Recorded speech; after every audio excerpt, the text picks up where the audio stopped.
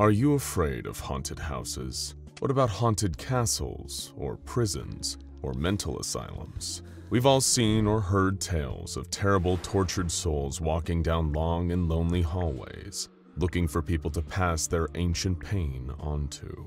But what about something a lot more subtle? Perhaps as humble and unassuming as a cozy little woodshed. An adventurer named Kate would find that sometimes terrible things hide in simple places. With every step, twigs broke under the sole of her boot, their snaps echoing around the emptiness of the surrounding forest. Birds cawed down at her from their perches up above, a grave omen, a warning not to tread further. Well, at least to anyone who actually bought into all that superstitious stuff. Kat was far from a believer in that sort of thing, although at the same time, she had more than a passing interest in all things occult and unnatural. For her, it was less about the actual practice of certain things. The appeal was more about the stories that those practices inspired. Legends and myths, spooky tales of ghosts, or the dead rising from their graves, and of course, the magical mother of them all, witchcraft. Although her fascination with the inexplicable and macabre rarely, if ever, overlapped with her other big passion, hiking. Until, of course, today. She could trek anywhere and wanted to aim for everywhere, through sprawling national parks filled with vibrant greenery, up the sides of mountains, climbing up to the peaks, to across deserts, following the almost empty highways to get from one tiny rural town to the next. There was something about getting to not just know about the world, but to actively go and see it with her own two eyes, to actually be out there in it. That felt so right. On her current journey, Kate had taken herself on a long trail through the heart of the American Midwest, lugging a heavy pack over her shoulders, filled with her tent, sleeping bag, outdoor cooking supplies, and all manner of camping gear. She had set off following the winding path of the Patoka River, which ran around or adjacent to a few of the major cities in the state of Indiana. Kate was hoping to follow the flow of its main body of water all the way through to the city of Jasper. From there, it would be a straight shot over to the similarly named Patoka Lake, and after she had walked around the entire circumference of that, it would be a long hike east towards West Virginia, home of the Blue Ridge Mountains. Sure, it was one hell of an ambitious trip for one person traveling alone, but Kate liked to keep her journeys unencumbered. Having someone else coming with her would just slow her down, or they wouldn't be able to keep up with her at all. There's no fun at all in that. Stopping for the night, Kate lit herself a campfire. She had to make sure to keep it far enough from the trees to avoid starting any potential catastrophes, but also not too close to the wet bank of the Patoka, otherwise her kindling wouldn't catch alight. There were so many variables to consider for any aspiring camper. Sparks from the flint that she always took on her travels struck the dry twigs she had collected, and soon a gentle orange glow and wave of low heat were radiating from it. The fire provided Kate with just enough light to unfold and peg down her tent as the diminishing visibility of the dusk gave way to the encroaching nighttime darkness. Before getting comfortable in her sleeping bag, she put out her campfire using water from the Patoka, then zipped up the front of her tent, keeping a flimsy cloth barrier between herself and the local wildlife. Not everyone found it easy to sleep in the woods as Kate did. She couldn't remember a time when the noise of breaking twigs or the sounds of movement outside had ever kept her awake. Even now, the rustle of leaves and branches did little to disturb her, regardless of whether it was just the wind or something else moving through the bushes. Woken up by the sun rising, its warm light breaking through the trees, Kate readied herself to leave. She never stopped at the same place for more than one night, and rarely slept for any longer than she needed to. A nice 8-hour recharge of her energy reserves, and then it was back to the open road. After a quick breakfast, she packed up her single-person campsite, folded up her tent, and stuffed it back into her bag. Kate had been just about to leave when she noticed something was missing: her compass. It had been in her backpack, which she kept in the tent with her all night. Quickly scanning the ground around her, she couldn't see it. Weird, but she figured she had obviously dropped it at some point during her hike and would have to pick up a new one when she got to Jasper. It didn't matter. She could just follow the Patoka River as planned, although it didn't quite sit easy with her the rest of the day's trek. She'd packed the compass. That she was absolutely certain of. After all, she knew it wasn't like her to leave it behind. But then again, had she... Could she have forgotten it entirely? Over the next few hours, the question went round and round in Kate's head. As she walked along the bank of the river, silently starting to doubt herself, she drifted a little deeper into the woods, until out of the corner of her eye, she spotted something standing among the trees. It wasn't an animal or even a figure, but a structure. Spending so much time out in nature, anything man-made usually stuck out as an obvious, unignorable eyesore to Kate. She looked at it from a distance. It looked like an old house, isolated out in the woods, a short walk from the Patoka River. Checking the sky over her shoulder, Kate noticed it was getting late again, the daylight having gradually lowered while she had been wondering about why she had left her compass behind, or if it had been taken. Deciding to set up camp closer to the little house, she turned and headed in to inspect it closer. The place was far from the lap of modern luxury. Not that Kate couldn't live without running water or electricity for long stints of time, but it wasn't a house that had been built recently.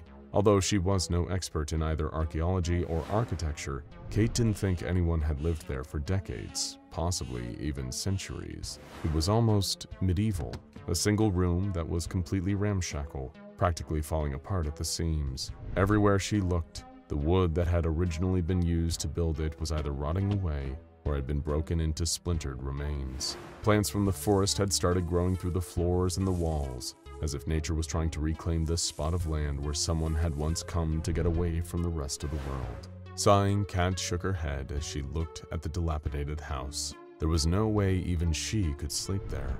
It was too much of a safety risk. Parts of the ceiling could easily fall on her during the night if the wind picked up enough. Turning to leave, she stopped in her tracks as she noticed another structure, much smaller, behind the house. It had been so dwarfed in size by the slightly bigger building that it was completely obscured from view, but it looked to be in much better shape in terms of its structural integrity. It was a woodshed, its front door hanging lazily open. While not exactly brand new by anyone's standards, it was at least far more intact than the main house. Taking a few steps forward, Kate felt something like glass crunch under the heel of her boot. She scanned the floor, instinctively checking for any more so as to not injure herself. Even with the low amount of sunlight fading ever rapidly, it didn't look like more.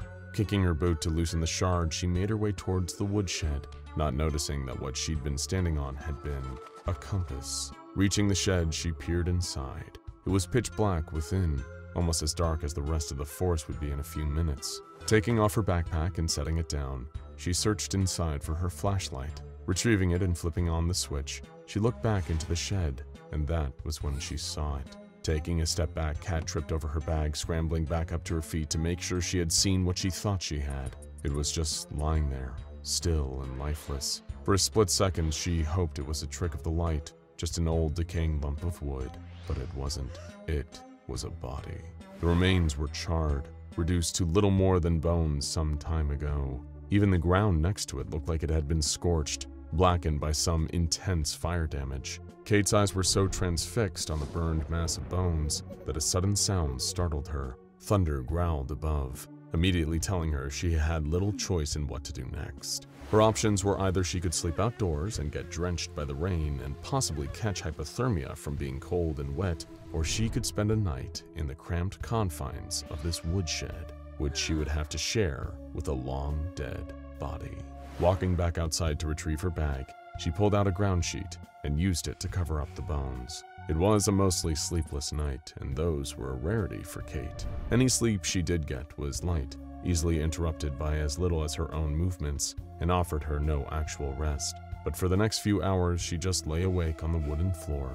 It wasn't the sounds of rain drumming against the shed's ceiling or the booming of thunderclaps that were keeping her awake. Thoughts of what she was going to do about the bones kept coming to the forefront of Kate's mind. Should she report it to the police when she got to Jasper? Was there even any point if she had no idea where on the map this abandoned place was? Frustrated, she tossed and turned, eventually sitting up as something made a sound. It was a low, creaking, rusty metal hinge, screeching for a lack of any oiling over the years. The door was open, swinging lazily in the decreasing winds, its lock having long since broken. Grumbling to herself, Kate reached for an old shovel that had been left in the shed and went to grab the open door. As her head poked out from the shed, she looked around. It was the middle of the night, nothing to be seen anywhere around. Yet she couldn't escape the feeling she was being watched. Taking the shovel, she jammed it underneath the doorframe, keeping it closed. At last, there was quiet. Maybe now she'd be able to get some much-needed sleep, and she did. But that's when the nightmare started. The dream was bizarre, unlike anything Kate had ever experienced before. She instantly recognized the warm, flickering orange glow of a large fire before her. Naturally, she started to pace her way towards it, the fire's heat washing over her the closer she got. But as she approached, Kate noticed something moving amongst the flames. Arms flailed, trying desperately to extinguish the blaze, legs kicking and writhing, and that was on top of the screaming. Another figure was standing facing the bonfire, their back to Kate as she walked closer still. With every step, the sounds of insects buzzing could be heard getting louder and louder. But it wasn't until she stepped near enough that she saw where the noise was coming from. A swarm of bugs was darting through the air, hovering around the other figure. There were enough of the insects that they formed what looked like a cloak, every part of it moving and buzzing of its own accord. The whole nightmare was so vivid, Kate had no idea if it had been brought on by her exhaustion or that her mind was still fixated on the bones she'd found in the woodshed. Dehydration, lack of food, or even some other influence. It could have been any one of those factors that had caused her to dream a dream like this, or a combination of all of them. Nonetheless, she could feel the bugs tapping at her skin as she walked up to the other figure, still unable to see them clearly. The noise of insect wings whizzed past her ears louder than ever, loud enough to be real. Putting a hand on the figure's shoulder, Kate turned them around. It was a woman, or what was left of her. She had huge, gaping wounds left by something that had been cruelly buried in her face. Yet somehow, she was still standing, dead but also alive at the same time. The swarm of bugs around her moved with her body as she turned and faced Kate, a pair of glassy eyes staring at her. They were both blank, completely empty, each one missing its pupil. Opening her mouth, the woman let out a piercing, blood-curdling shriek. All around her, the sound of the bugs got louder, almost deafening, and as she screamed, so did Kate. Panting and shuddering, she bolted upright, shock racking her entire body, heart thudding against her ribcage. Instantly, the exact moment she woke up, Kate realized that feeling was back. She had spent so much of her time hiking through the woods on her own that she could tell when someone was watching her. In the dark, she fumbled for her flashlight and clicked it on to reveal the door was still jammed shut. Apart from her, there was no one else inside the shed, no one alive at least. Looking over her shoulder, she could see the bones behind her and immediately backed away from them, as far as she could in that tiny wooden hut. She had covered them before going to bed, she was certain of it, hadn't she? All of a sudden, Kate felt her skin start to itch, an intense, irritating feeling. She had experienced the effects of poison ivy and all sorts of plants that caused similar reactions, but this was easily 1,000 times worse. Her skin felt like it was burning. She scraped her fingernails down her exposed arm, trying to suppress the itching even for a moment, but it did nothing. She scratched at the other arm over and over again in one spot until her flesh was pink and raw. Still no change. Kate raked her nails over her own body, this time leaving a deep scratch trailing over her arm. Under the light of her torch, she'd realized that she'd drawn blood. She looked back at the bones in the scorched corner of the shed. The skull was facing straight towards her, hollowed-out eye sockets staring as empty as the pupilless eyes of the woman in her nightmare. It had done this. It must have done, she thought. Reaching towards the door, dropping her flashlight, she wrenched the shovel out from where she used it to wedge the entrance closed. She stood up, kicking her sleeping bag and backpack to the side. As hard as she could, desperate to make the itching stop, Kate brought the shovel downwards. The head of it snapped the already weakened floorboards of the shed, exposing the soft, dry earth beneath. Maybe if she buried those charred remains, whatever was happening to her would stop. Frantically, she started digging, hurling shovelfuls of dirt through the shed door. It listed further open, creaking loudly on its rusted hinges again, causing Kate to turn, startled at the sound of it knocking against the outer wall of the shed. Someone was looking right at her. She could feel it as real and as persistent as the itching feeling that crawled over her skin like the tiny legs of an army of insects. She dug further, eventually throwing the shovel to one side and dragging her hands through the exposed earth below, desperately burrowing through and only stopping to use any rock she found to try and stop the itch. All she achieved was drawing more blood. Her fingers touched something soft but solid, and Kate brushed away to clear more of the excess dirt, trying to uncover whatever it was. It felt like a long mass just beneath the ground, with a second similar object parallel to it. But the further along with it she reached, the quicker she realized what it was. A leg. Clearing more of the dirt higher up, Kate could feel more. A stomach, ribs, shoulders, and a head. Reaching for her flashlight buried under some of the dirt that had been dug up, she pointed it at the thing she'd found. The woman, the same one from her nightmare. Something inside her chest moved, scratching sharply, causing Kate to cough. And once she started, she couldn't stop. It was like the itching she'd felt on the outside had now worked its way inside, and it was spreading. No, moving. In fact, not just moving, but crawling. Through her lungs, burrowing down into her stomach, and at the same time, upwards. The clawing of tiny legs digging their way up her windpipe, blocking it. Kate couldn't breathe. She dropped to her knees, retching as she struggled for air, sputtering as she felt something move at the back of her throat. That was when she heard the buzzing again. Locusts. A swarm of them came spilling out of Kate's mouth. She couldn't scream, let alone catch her breath. They filled the shed in seconds, engulfing her entire body, as more and more of the desert bugs still came pouring from her mouth. Outside, the wind kicked up again, with enough force to blow the door to the woodshed closed, trapping Kate inside with the bugs that tore at her. There was a single word on the wooden surface of the door, written in deep black charcoal. She'd missed it. The door had been open when she found the shed. The word was witch. The SCP Foundation would later find this cursed cabin and would naturally lose a number of D-classes to a horrific form of locust-based suffocation. While there are clues as to what exactly is going on in this terrible place, from the malice of a long-dead sorceress to the lingering revenge of a woman wrongfully persecuted, definite answers as to the anomalous mechanisms of the shed known as SCP-4595 still elude even the Foundation's finest minds. It's a place so mysterious and dangerous that the special containment procedures read, "For safety purposes, no personnel are permitted to enter SCP-4595. SCP-4595 should only be entered by authorized testing personnel under the supervision of the SCP-4595 Research Lead. Under no circumstances is SCP-4595-A to be disturbed in any way."